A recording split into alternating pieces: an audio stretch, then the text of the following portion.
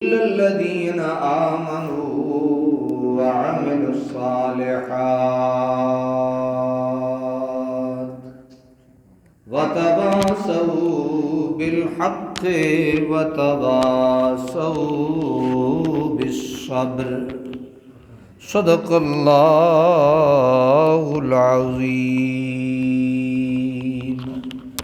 ان اللہ وملائکتہ یصلون علی النبی یا ایہا الذین آمنوا صلوا علیہ وسلموا تسلیما اللہم صل علی سیدنا ومولانا محمد وعلی آل سیدنا ومولانا محمد وبارک وسلم وصل علیہ الصلاۃ والسلام علیک یا سیدی یا رسول اللہ وعلی آلک واصحابک یا سیدی یا حبیب اللہ غنیمت جان لو مل بیٹھنے کو غنیمت جان لو مل بیٹھنے کو غنیمت جان لو مل بیٹھنے کو جدائی کی گھڑی سر پر کھڑی ہے جدائی کی گھڑی سر پر کھڑی ہے جدائی کی گھڑی سر پر کھڑی ہے خالی نہ بو کچھ کر دی رو خالی نہ بو کچھ کر دی رو خالی نہ بو کچھ کر دی رو بھامیں خالی بانڈا بھر دی رو بھامیں خالی بانڈا بھر دی رو بھامیں خالی بانڈا بھر دی رو بھامیں خالی بانڈا بھر دی رو حمد و ثنا رب ذوالجلال درود و سلام آقائے کل آقائے مدینہ حضور تاجدار مدینہ راحت قلب و سینہ کی بارگاہ میں ہدیہ درود و سلام کے نذرانے پیش کرنے کے بعد حضرات محترم جس دور میں ہم زندگی گزار رہے ہیں اس میں ہر انسان چاہے وہ زندگی کے کسی حصے سے تعلق رکھتا ہے اسے بہت ساری پریشانیاں بہت سارے چیلنجز بہت ساری پرابلمز بہت سارے امتحانات بالخصوص امت مسلمہ کے نوجوان طبقے کو بہت زیادہ چیلنجز کا سامنا ہے کہیں انہیں ڈپریشن کہیں کرمینل مائنڈ سیٹ کہیں دیگر انگزائٹی اور ذہنی امراض اور دیگر بہت سارے مسائل کا انہیں سامنا ہے انہی چیلنجز میں سے جو سب سے بڑا چیلنج ہے وہ ٹائم مینجمنٹ یعنی وقت کا نظم و ضبط کا مسئلہ ہے وقت ایک ایسا سرمایہ ہے جو اللہ کی عظیم قیمتی نعمت اور امانت ہے وقت محدود ہے قلت کے ساتھ یہ وقت ہمارے پاس موجود ہے دیگر وسائل و ذرائع ہیومن ریسورسز یا قدرتی وسائل ہر چیز کہیں نہ کہیں مل جاتی ہے، لیکن ہر شخص سے اگر پوچھا جائے تو وہ یہی رونا روتا ہے اور اسی بات کا شکوہ کرتے نظر آتا ہے کہ اس کے پاس وقت کم ہے۔ ہر شخص، چاہے وہ جس عہدے پہ ہے، چاہے عمر کی جس اسٹیج پہ ہے، چاہے وہ کاروباری دنیا سے تعلق رکھتا ہے یا وہ اپنی ذات میں ایک بہت بڑا افسر ہے، ہر ایک طالب علم ہے، کاروباری ہے، جو بھی ہے، وہ اس بات کی شکایت کرتے نظر آتا ہے کہ اس کے پاس وقت بڑا کم ہے۔ ہمارے بڑے بڑے انگریز سکالر اور بڑے بڑے مسلمان سکالرز انگریزوں کی ٹائم مینجمنٹ یا وقت کی قلت، اس کے لیے بہت سارے دلائل دیتے نظر آتے ہیں۔ آج ہم یہ دیکھنا چاہیں گے کہ آیا قرآن و سنت میں وقت کی قدر کی کوئی اہمیت ملتی ہے یا نہیں۔ اللہ کریم نے 30واں سپارہ ہے، سورہ عصر ہے، اس کی ابتدا میں ہی ارشاد فرمایا والعصر، قسم ہے زمانے کی۔ اللہ رب العزت نے وقت کی قسم اٹھائی ہے۔ اگر وقت کی اہمیت کے لحاظ سے اس سورہ کے معنی پر غور کیا جائے تو اس کا مطلب یوں بنتا ہے کہ اللہ رب العزت ارشاد فرماتے ہیں قسم ہے زمانے کی۔ بڑی توجہ چاہوں گا یہاں ان جملوں پہ۔ فرمایا قسم ہے زمانے کی، یہ بڑی تیز رفتاری سے گزر رہا ہے۔ قسم ہے زمانے کی، یہ بڑی تیز رفتاری سے گزر رہا ہے، اور انسان اس وقت کی رفتار کے ساتھ نہ چلنے کی وجہ سے خسارے میں ہے۔ والعصر ان الانسان، وقت تیز تیز دوڑ رہا ہے، انسان کی سپیڈ بہت کم ہے، وقت آگے نکل جاتا ہے، انسان پیچھے رہ جاتا ہے۔ تو اللہ تعالیٰ نے سورہ عصر میں زمانے وقت کی قسم اٹھا کے یہ کہا ہے کہ قسم ہے زمانے کی، قسم ہے وقت کی، قسم ہے نماز عصر کی، قسم ہے مجھے ٹائم کی، ان الانسان لفی خسر، کیونکہ وقت بہت تیزی سے گزر رہا ہے اور انسان بہت کم رفتار سے چل رہا ہے، اس لیے انسان نقصان میں ہے۔ آج ذرا اس کو اس انداز میں دیکھیں اور آپ لطف اٹھائیں۔ کیا ارشاد فرمایا؟ فرمایا قسم ہے ویلے دی، قسم ہے ویلے دی۔ انسان بڑی تیزی دے نال وقت دا مقابلہ کرن دی کوشش کر رہے ہیں، لیکن وقت بہت تیزی سے نکل رہا ہے، بڑی جلدی سے منزلیں طے کر رہا ہے، اور انسان اس کے مقابلے میں بہت کم چل رہا ہے، جس کی وجہ سے ان الانسان لفی خسر، انسان گھاٹے میں ہے۔ انسان کس میں ہے جی؟ لیکن اللہ تعالیٰ نے اس بات کے کرنے کے بعد ایک جملہ الا کے بعد فرمایا، استثناء کی۔ یہاں دنیا میں جو استثنائیں مانگی جا رہی ہیں وہ الگ ہیں، اللہ کے ہاں جو استثناء ہے وہ الگ ہے۔ اللہ کریم نے ارشاد فرمایا الا الذین آمنوا وعملوا الصالحات، مگر وہ لوگ گھاٹے میں نہیں ہیں جنہوں نے اپنی زندگی میں نیک کام کر لیے ہیں، جنہوں نے اپنی زندگی میں نیک، وہ گھاٹے میں نہیں ہیں۔ میں آج ہی ایک سائنسی ریسرچ پڑھ رہا تھا، اس میں ایک بڑی پیاری بات لکھی۔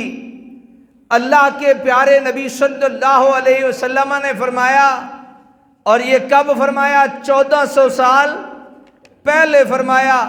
اور کیا ارشاد فرمایا؟ فرمایا اے انسان، اب چونکہ وقت کی بات میں نے قرآن سے کی، اب حدیث سے بھی سن لیجئے۔ امام مسلم اس کے راوی ہیں، اور اسے حضرت ام المومنین عائشہ صدیقہ رضی اللہ تعالیٰ عنہ نے رسول اللہ سے سنا ہے۔ کیا سنا؟ ان رسول اللہ صلی اللہ علیہ وسلم قال ام المؤمنین عائشہ صدیقہ رضی اللہ عنہا انہو خلق کل انسان من بنی آدم علی 60 و 300 مفصل۔ اللہ کریم نے ارشاد فرمایا انسان کے 360 جوڑ ہیں۔ کتنے؟ ایک وجود کے کتنے جوڑ ہیں؟ 360 جوڑ ہیں۔ فمن کبر اللہ وحمد اللہ وحلل اللہ وسبح اللہ واستغفر اللہ، جس نے اللہ کی بارگاہ میں الحمدللہ کہا، جس نے اللہ کی بارگاہ میں لا الہ الا اللہ کہا، جس نے اللہ کی بارگاہ میں سبحان اللہ کہا، جس نے اللہ کی بارگاہ میں الحمدللہ کہا، جس نے اللہ کی بارگاہ میں استغفر اللہ کہا، وعزل حجرا عن طریق الناس او شوکتا او عزما من طریق الناس وامر بالمعروف او نہی عن المنکر عدد تلک 60 و 300 سلامی فإنه يمشي يومئذ وقد زحزح عن نفسه عن النار او کما قال صلی اللہ علیہ وسلم۔ میرے آقا نے ارشاد فرمایا لوگو، جو اللہ اکبر کہتا ہے، جو الحمدللہ کہتا ہے، جو لا الہ الا اللہ پڑھتا ہے، اور جو سبحان اللہ کی تسبیح کرتا ہے، جو استغفر اللہ پڑھتا ہے، پتھر لوگوں کی راہ سے ہٹا دیتا ہے، یا کوئی کانٹا یا کوئی ہڈی ہٹا دیتا ہے، اور پھر یا کسی کو اچھی بات سکھا دیتا ہے، یا کسی کو اچھی بات کا حکم دے دیتا ہے، یا کسی کو بری بات سے روک دیتا ہے، تو اللہ کریم اس کے 360 جوڑوں میں سے ہر نیکی کے بدلے میں اس کے جوڑ کا شکریہ ادا ہو جاتا ہے۔ اگلا جملہ توجہ چاہوں گا، میرے ہاں دیکھیے اگلا جملہ میرے اللہ نے کیا ارشاد فرمایا؟ فَإِنَّهُ يَمْشِي يَوْمَئِذٍ فَقَدْ زَحْزَحَ نَفْسَهُ عَنِ النَّارِ، گویا آج کے دن وہ چلا اور ایسے چلا کہ اس نے اپنے وجود کو جہنم کی آگ سے بچا لیا ہے۔ یعنی ایک ایک جوڑ کا بدلہ اس نے ادا کر لیا ہے۔ بات جو عرض کرنے لگا تھا وہ یہ، سائنس اپنی تحقیق پہ لگ گئی کہ انسان کے سر سے لے کے پاؤں تک جوڑ کتنے ہیں۔ تو حضرات میرے آقا صلی اللہ علیہ وسلم نے فرمایا انسان کے سر سے پاؤں تک 360 جوڑ ہیں۔ سائنس جسے لوگوں نے اپنے دماغ پہ حاوی کر رکھا ہے، اور لوگ یہ سمجھتے ہیں کہ سائنس ہے تو سب کچھ ہے، سائنس آ کے گھٹنے ٹیک گئی میرے مصطفیٰ کے آگے۔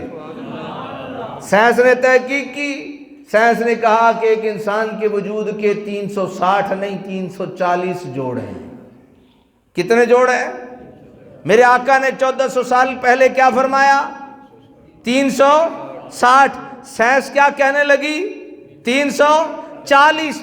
تحقیق بڑھتی رہی، لوگ سوچتے رہے، کرتے رہے، بالآخر سارے سائنسدانوں نے سر جوڑا، کہا یہ جو اللہ کا پیغمبر ہے یہ بولتا سچ ہے، جھوٹ اس کی زبان پہ آتا نہیں، اس لیے کوئی وجہ ہے۔ بالآخر یہ سارے سائنسدان جو اللہ کی مخلوق ہے یہ بات کہنے پہ مجبور ہو گئے کہ ہم نے دونوں کانوں میں، ایک کان میں 10 جوڑ، دوسرے کان میں 10 جوڑ، یہ کانوں کے جوڑ ہم سے رہ گئے تھے، یہ اگر ملائیں تو ایک انسان کے وجود کے 360 جوڑ بنتے ہیں۔ کتنے جوڑ بنتے ہیں حضرات؟ کتنے؟ 360۔ آیا نا مزہ مصطفیٰ کی شان سننے میں؟ یہ سائنس، یہ جدت، یہ جدید نظام قدرت، یہ بھی میرے مصطفیٰ کے غلاموں میں سے ایک غلام نظر آتا ہے۔ تو میرے آقا نے کیا ارشاد فرمایا؟ تکبیر کرو، تحلیل کرو، جناب الحمدللہ پڑھو، سبحان اللہ پڑھو، یعنی میرے آقا یہ بتانا چاہتے تھے کہ وقت کی اتنی قدر کرو کہ وقت کے ایک ایک حصے میں 360 جوڑوں کا شکریہ ادا کرنا تمہارا کام ہے. اس دن کو اللہ تعالیٰ ایسے کر دے گا جیسے تم پہ آگ کو حرام کر دیا ہے. سنیے اللہ کے پیارے نبی صلی اللہ علیہ وسلم آگے صحابی کہتے ہیں میرے آقا صلی اللہ علیہ وسلم نے فرمایا یہ ہمارے پیارے آقا کو اللہ رب العزت نے یہ اتنا بڑا علم عطا فرمایا کہ ہمارے آقا کی زبان سے جو نکل گیا اللہ نے اس کو ویسا ہی ثابت فرما دیا ہے. اور میرے آقا یاد رکھیے میرے آقا کسی کے محتاج نہیں, میرے آقا کسی کے شاگرد نہیں, میرے آقا شاگرد ہیں تو رب العزت کے شاگرد ہیں, اور میرے آقا کسی کے شاگرد ہیں تو اللہ رب الجلال کے شاگرد ہیں. حضرات محترم حضرت حنظلہ, میں اکثر یہ حدیث مبارکہ آپ کی خدمت میں عرض کرتا رہتا ہوں, وقت کی قلت کا ہر بندہ یہ سوال کرتا ہے, ہم نہیں کرتے, ہم نہیں کرتے کہ وقت قلیل ہے.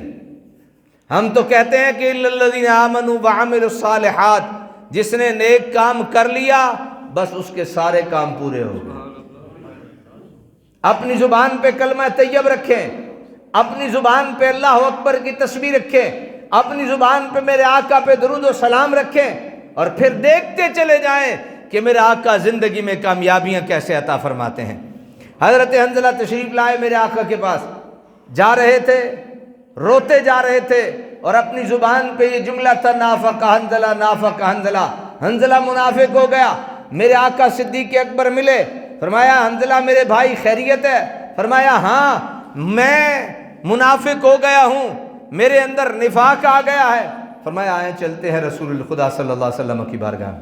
اب یہ دونوں دوست آئے, فقال رسول اللہ صلی اللہ علیہ وسلم قال مالک یا حنظلہ, میرے آقا صلی اللہ علیہ وسلم حنظلہ تینوں کی ہویا ہے, حنظلہ تجھے ہو کیا گیا ہے؟ حضرت حنظلہ فرماتے ہیں فقال نافق حنظلہ یا رسول اللہ, اے میرے پیارے آقا حنظلہ منافق ہو گیا ہے. نافق حنظلہ, حنظلہ منافق ہو گیا ہے. میرے آقا صلی اللہ علیہ وسلم نے فرمایا تکون عندک تذکرنا بالنار والجنت کأننا رأی عین رجعنا آفسنا الادواج ودیعتنا ونسینا کثیرا. قال فقال رسول اللہ صلی اللہ علیہ وسلم لو تدومون علی الحال التي تقومون بها من عندي لصافحتكم الملائكة في مجالسكم وفي طرقكم وعلى فرشكم ولكن يا حنظلة ساعة وساعة وساعة وساعة. میرے آقا امام الانبیاء صلی اللہ علیہ وسلم فرمایا حنظلہ تینوں کی ہو گیا ہے؟ عرض کیتے میرے سونے آقا جدوں تہاڈی بارگاہ اقدس سے اندر آنے ہیں اسی جنت تے جہنم دے ذکر سن دے ہاں, اپنے وجود تے انج لگدا ہے اسی اپنی اکھاں نال جنت بھی ویکھ لئیے, اسی اپنی اکھاں نال جہنم بھی ویکھ لئیے. او میرے پیارے آقا, لیکن جس وقت اے حالت تہاڈی بارگاہ وچ بہنے تو بعد حاصل ہوندی ہے, اسی باہر جانے ہاں, اپنی بیوی دے حقوق پورے کرنے ہاں, اسی اپنے بچیاں دے حقوق پورے کرنے ہاں, اسی سارے دے حقوق پورے کرن تے لگ جانے ہاں. میرے آقا ساڈی او حالت نہیں رہندی جڑی تہاڈی بارگاہ اقدس سے اندر رہندی ہے. میرے آقا امام الانبیاء نے فرمایا اے حنظلہ اگر تسی ایسی حالت دے نال جڑی حالت وچ میرے کول آندے ہو یا جس حالت وچ میرے کولوں بہندے ہو, اگر یہی حالت زندگی دے تمام ایام تے لاگو ہو جائے اور نظر آن لگ پوے, اللہ دے نبی نے فرمایا مینوں قسم رب ذوالجلال دی جدے قبضہ قدرت دے اندر میری جان ہے, اگر یہی کیفیت باقی رہے انج ہی تسی ذکر کردے رہو, انج ہی میری بارگاہ دے اندر آندے رہو, اور یہی طبیعت رہے کہ تسی اپنی اکھاں نال جنت تے جہنم ویکھ لو. فرمایا مینوں اللہ دی عزت دی قسم ہے, مینوں اپنے رب کائنات دی قسم ہے. فرمایا تواڈے بچھوڑیاں تے تواڈے راستیاں دے اندر اللہ دے پیارے پیارے فرشتے تانوں نظر آ جان. جب سونے جاؤ تو وہاں فرشتے نظر آ جائیں, راستوں میں چلو تو فرشتے نظر آ جائیں, اور یہاں نہیں کہ صرف نظر آئیں, فرمایا وہ فرشتے تم سے مصافحہ بھی کریں، وہ فرشتے تم سے کیا کریں؟ مصافحہ بھی کریں۔ اے حنظلہ، یہ طبیعتوں میں بدلنا منافقت نہیں کہلاتا، یہ اللہ کا کرم ہوتا ہے، یہ اللہ کی مہربانی ہوتی ہے۔ ایک مجلس محبوب ہوتی ہے اور ایک مجلس غیر محبوب ہوتی ہے۔ محبوب کی بارگاہ میں جب بندہ حاضر ہوتا ہے، اللہ اسے یہ مقام بھی دیتا ہے، اللہ اسے یہ شان بھی دیتا ہے کہ وہ زمین پہ بیٹھ کے اللہ کی کائنات کی دور دراز کے مقامات کو اپنی آنکھوں سے ملاحظہ کر لیتا ہے۔ حضرات محترم، اللہ کے پیارے نبی حضور سرور دو عالم صلی اللہ تعالیٰ علیہ وآلہ وصحبہ وبارک وسلم، آپ نے وقت کو بڑے ہی بہترین انداز میں، اور یہ حدیث مبارکہ میں سینکڑوں مرتبہ آپ کی خدمت میں عرض کر چکا ہوں، اللہ کے نبی صلی اللہ علیہ وسلم نے فرمایا میرے امتیو اغتنم خمسا قبل خمس، فرمایا 5 چیزوں سے پہلے 5 چیزیں غنیمت سمجھ لو۔ کتنی چیزیں؟ اور ایک مقام پہ میرے آقا صلی اللہ علیہ وسلم آیا 2 چیزیں ایسی ہیں کہ جن کی میری امت قدر نہیں کرتی، جن کی میری امت قدر، ایک وقت اور ایک صحت، ایک وقت اور ایک صحت۔ صحت جب بگڑ جائے پھر قدر کرتے ہیں، وقت جب گزر جائے پھر احساس ہوتا ہے۔ حضرات، انسان کا یہ خاصہ ہونا چاہیے، بلکہ تسی سنتے نہیں رہتے، کیا کہتے ہیں پنجابی میں کہ وہ ویلے دیاں نمازاں تے کویلے دیاں، ویلے دیاں نمازاں تے کویلے دیاں۔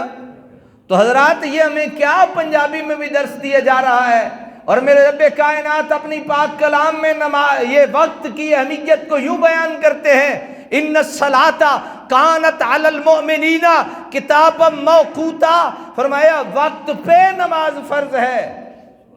روزے کا بھی وقت ہے، حج کا بھی وقت ہے، زکوٰۃ کا بھی وقت ہے، تو تمام دین اسلام کے اراکین وقت پہ ہیں۔ لیکن ایک بات یہاں عرض کر دوں، اس سے کوئی یہ نہ سمجھ لے کہ اگر 2 بجے نماز کا وقت ہے جمعے کا تو 2:05 پہ نہیں ہو سکتا، اپنی راہ بھی سیدھی کرنی ہے نا۔ سانو پھر استاد کون آکسی؟ حضرات، اس سے مراد ہے جو وقت کے اندر کیا؟ وقت کے، آپ کو پتہ ہونا چاہیے، یہ فقہ کا مسئلہ ہے کہ اگر کوئی بات ہو رہی ہو اور دین کی بات ہو رہی ہو تو اس سے نماز کو وقت سے مؤخر کیا جا سکتا ہے۔ کیا کہا میں نے؟ کیا کہا میں نے؟ ڈرے بیٹھے ہو؟ اور کوئی گل نہیں، ڈرے رہو کہ ایک کیڑی گل ہے بے، ڈر ہونا ہے، تانوں ہونا ہے، مینوں کیڑا ڈر ہے؟ میں تو تانوں عرض کیتی ہے بھائی جان بوجھ کے کرنا نہیں چاہیے، جان بوجھ کے کرنا نہیں چاہیے۔ اس کی وجہ ہے وے ہزارہ مسائل نے، ہزارہ طبی مزاج نے اور ہزارہ چیزیں نے، لیکن اگر ہو جاوے تو انج کوئی موت نہیں واقع ہونی چاہیے اور عذاب الہی نہیں نازل ہوندا اور نہ ہی کوئی غیر شرعی مرے۔ فرمایا کہ کوئی گل تسی کر رہے ہو دین دی تو پہلے دین دے معاملے نو سلجھاؤ، تاکہ اے نہ ہوئے کہ اد پردی گل رہ جائے اور او جناب لوگ اتے تو کافی سارے جناب پریشان ہو جان۔ ساسے حضرات، وقت نال ساری چیزیں سونیاں لگ دیاں۔ اللہ دے نبی صلی اللہ علیہ وسلم اغتنم خمسا قبل خمس، لیکن ایک سوال تو میں بھی کر سکتے ہیں، بتانوں کو نہیں پتا خطبہ کتنے بجے شروع ہوتے؟ جی نہیں ہے، تقریر دی گل کر رہے ہیں۔ عربی خطبہ تے آج تک کسی نے پتہ ہی نہیں لگا میں پڑھیا کی ہے، نہ میں دسیا تے نہ تسی پوچھیا کہ کی پڑھیا تسی، وہ تو تسی اعتبار کر دے اللہ دے فضل نال۔ لیکن اے گل دسو بے اردو دے خطبہ جڑا ہے یا تے دی اہمیت کوئی نہیں، اگر اہمیت نہیں تو ختم کر دینے، تسی تشریف لے آؤ، میں بھی آ جانا جناب جمعے دے وقت جناب پورے 2 بجے نماز ہوئی میری گل کرے۔ اور اگر یہ اہمیت ہے تو پھر حضرات اگر ساڈے تے شکوہ ہے تو تواڈے تے بھی ہے اور ہونا بھی چاہیے۔ حق رکھ دے، تسی حق رکھ دے اور میں بھی حق رکھ دے۔ اغتنم خمسا، تواڈی طبیعت زیادہ گران نہ گزرے، میں زیادہ گل لمبی نہیں کرتا۔ اغتنم خمسا قبل خمس، 5 چیزوں سے پہلے 5 چیزیں غنیمت جانی ہیں۔ شبابہ کا قبل حرم کا، اپنی جوانی نو بڑھاپے تو پہلے، اپنی جوانی نو بڑھاپے تو پہلے۔ دوسرا وصحت کا قبل سقم کا، اپنی صحت نو بیماری تو پہلے۔ تیسرا وغنا کا قبل فقر کا، اپنی امارت نو غریبی تو پہلے۔ اس تو فقر مراد نہیں جڑا صوفیاء دا فقر ہے، غریبی مراد ہے۔ وفراغ کا قبل شغل کا، اور اپنے فراغت نو مصروفیت تو پہلے۔ وحیات کا قبل موت کا، اور مرن تو پہلے اپنی زندگی نو۔ میں تھوڑی دیر پہلے ہی شیخ صاحب تے میں کھڑے ہیں تے شیخ صاحب نے منو افضل ملر صاحب دا دسیا بھئی جناب وہ قائد اعظم ہاسپٹل چ ایڈمٹ ہیں۔ میں چونکہ ایک دو دن نہیں سہتے فوتگی دی وجہ تو تے اسی گئے ساں تے ویکھ آئے ہیں تے میں کہ جی میں بھی انشاءاللہ آج جمعے تو بعد کوشش کردا ہاں بیمار پرسی سنت ہے میں بھی کر کے آساں ساڈے نمازی تے ہن جس لیے جمعے واسطے آئے تے پتہ لگے فوت بھی ہو گئے۔ میری گل سمجھے ہوئے نہیں؟ یہ ساری چیزاں نو وقت تو پہلے۔ کوئی بچہ امتحان دے رہے ہوئے نا تے او جا کے امتحان دے دن آکھے کہ میں آ گیا جناب تے تیاری بھی نہ ہوئے تے پھر حضرات کامیابی۔ اچھا بچہ ہوئے، اچھا طالب علم ہوئے، اچھا سٹوڈنٹ ہوئے، اچھا انسان ہوئے کہ وقت تو پہلے اپنی چیزاں دی تیاری۔ جس طرح سے دنیا دے سفر دی تیاری واسطے وقت تو پہلے جناب اے گڈی دا ٹائم ہے، اے نکلن دا ٹائم ہے، اے پہنچن دا ٹائم ہے جناب، اے معاملاتن انہاں چیزاں دی اسی قدر کر دیاں تے سانو مرن تو پہلے بھی اس سارے وقت دی قدر کرنی چاہیے۔ اللہ تبارک و تعالیٰ اپنے سونے حبیب دے صدقے اسان ہر چیز دی اور خصوصاً وقت دی قدر دی اہمیت اور وقت دی قدر دی توفیق نصیب فرماوے۔ باخر دعوانا الحمدللہ۔